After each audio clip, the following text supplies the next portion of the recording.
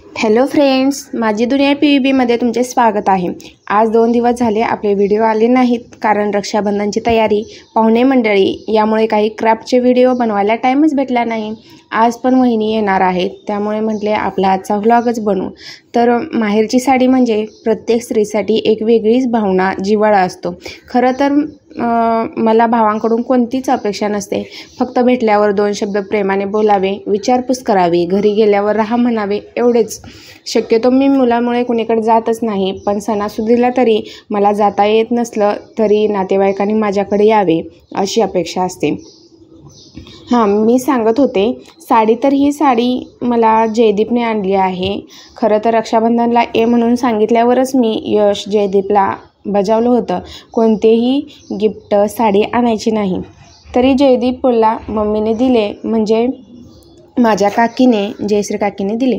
साडी मला खूपच आवडली। मेन म्हणजे आजपर्यंत माहेरून आणलेली साडी मी कधीच कोणाला दिली नाही, कारण त्यामध्ये आपल्या माहेरचं प्रेम असतं। मला असे वाटते साडी भारी असो किंवा हलकी, पण ते देण्यामागं जे प्रेम असतं ना माहेरची, त्याची किंमत आपण कधीच करू शकत नाही।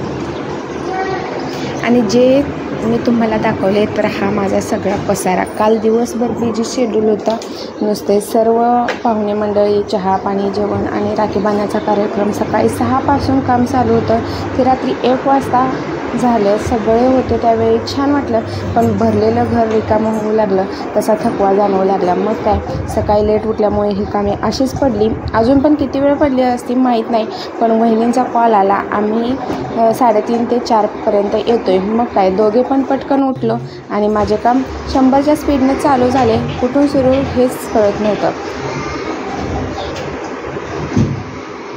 काम तर करायचं होतं आणि ह्यांच्यामधूनच एन्जॉईंग पण चालू होतं। ह्यांना मधून रील पण बनवू वाटायची, साफसफाई पण करायची, त्यासाठी ह्यांचं काम चालू होतं। ही असं मला म्हटलं तुला मदत करू लागते, आणि हे ह्यांचं असं चालू होतं। तर हे मला बोलले की फॅन साफ करून देतो तुला, तो सगळं खालचं सगळी साफसफाई करून घे।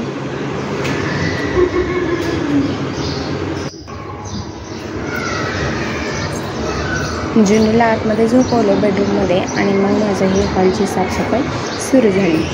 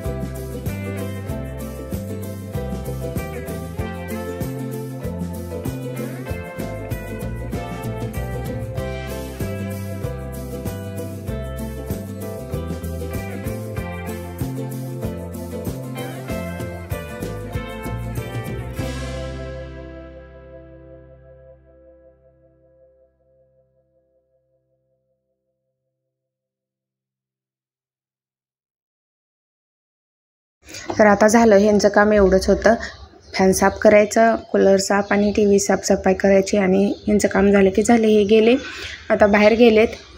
तर आम्ही जेव्हा या रूममध्ये शिफ्टिंग झालं ना त्यावेळेस इथं ज्या विंडो आहेत ना त्यामध्ये पडदे लावायला जी पाईप असते ती नाही, कारण अगोदर जे राहत होते ना त्यांनी स्वतः लावली होती पाईप, त्यामुळे ते घेऊन गेले. तर त्याच्या अगोदर जे राहत होते तर त्यांनी काय केलं होतं, रूम मालकाने जे लावलेली पाईप आहे ना ते घेऊन गेला असल्यामुळे इथं जे राहायला येईल ना त्याने लावायची आणि जाताना घेऊन जायचं, असा रूल झाला या रूममध्ये. तर रूम मालक आम्ही विचारलं रूम मालकाला, तर ते म्हटले की ओनर म्हटले की तुम्ही पण लावा आणि जाताना घेऊन जावा. तर त्यासाठी आता हे गेलेत पडद्याच्या पाईप आणायला. तोपर्यंत माझे चालू आहे आता हॉल तर साफसफाई झाला आहे, फक्त आता पोछा मारायचा आहे. त्यासाठी अगोदर ती हॉलची जी गॅलरी आहे त्याची साफसफाई करून घेते आणि त्यानंतर मग दोन्ही पण पोछा मारून घेते.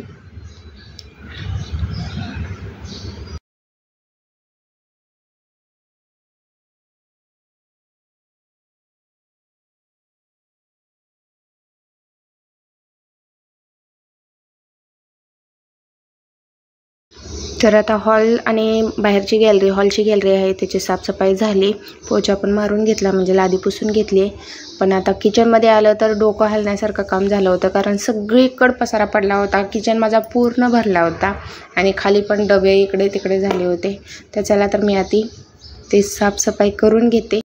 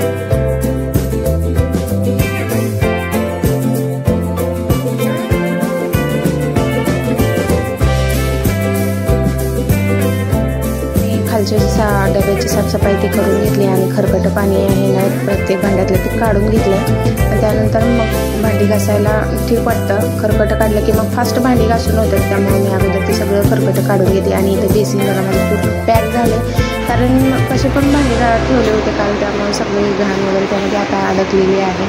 तर पाणी जायला थोडा टाईम लागतो त्यामध्ये. तर तोपर्यंत हे घेऊन आले तर पाईप आणि ते पाईप लावायचं त्यांचं काम चालू आहे. तर माझं काम चालू असतानाच त्यांना मधूनच पाईप लावायसाठी मला मदत करायला लागत होतं आणि त्यामुळे भांडी माझी तशीच राहिली होती. खरकट पाणी काढलं होतं फक्त. तर श्रुतीचं हे बघा, अंतरून एकीकडं आणि जाऊन बसणार एकीकडं. तर तिथं मी आता भांडी घासून घेतली.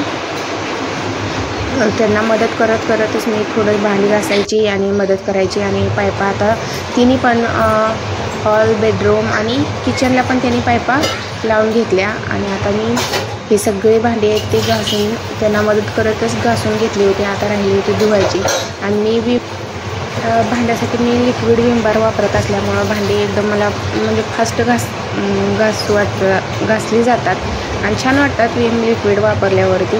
आणि जर भांडी एकदम सगळी घासून ठेवली आणि त्यावर नंतर पाणी ओतलं की नंतर ते साबणाचं काय असं वण वगैरे उठत नाही, तर मग ती भांडी घासून ठेवले तोपर्यंत मी हे आपला गॅस आहे तो पण अगोदर ते मी जसे खरकट भांड्यातलं काढलं होतं त्याच पद्धतीनं गॅसवरचंही पुसून घेतलं होतं. त्यामुळे आता काय गॅस घासायचा आणि नंतर एकदम सगळे भांडे धुवून घेते.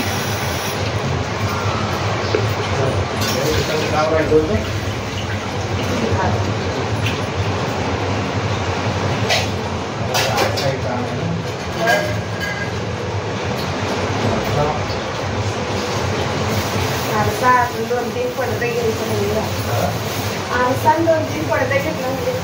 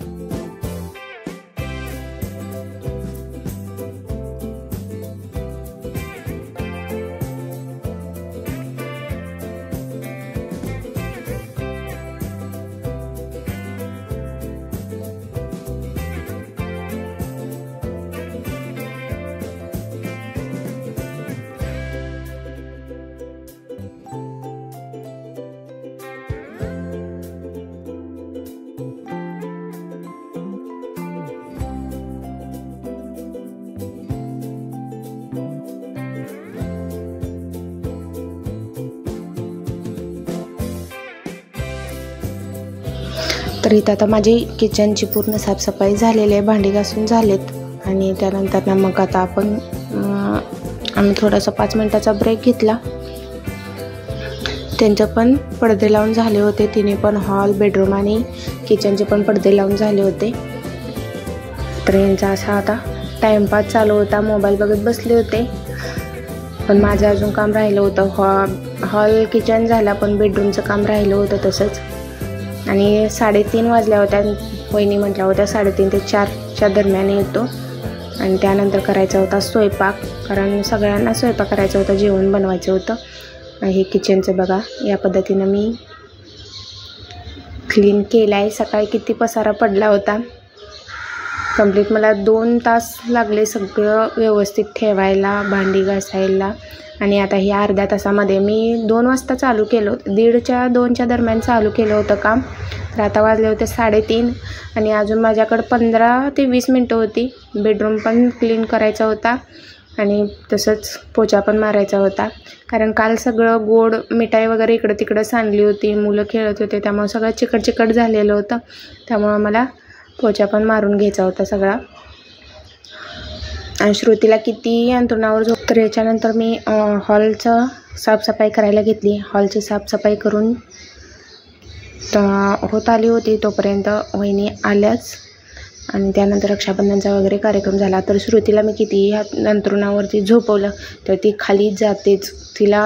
तर याच्यानंतर मी बेडरूमच्या साफसफाईचा काही व्हिडिओ शूट करू शकली नाही. तर आजचा व्लॉग इथंच आपण स्टॉप करूया. तर चला नंतर भेटूया नवीन ब्लॉगसोबत. तोपर्यंत टाटा, बाय बाय.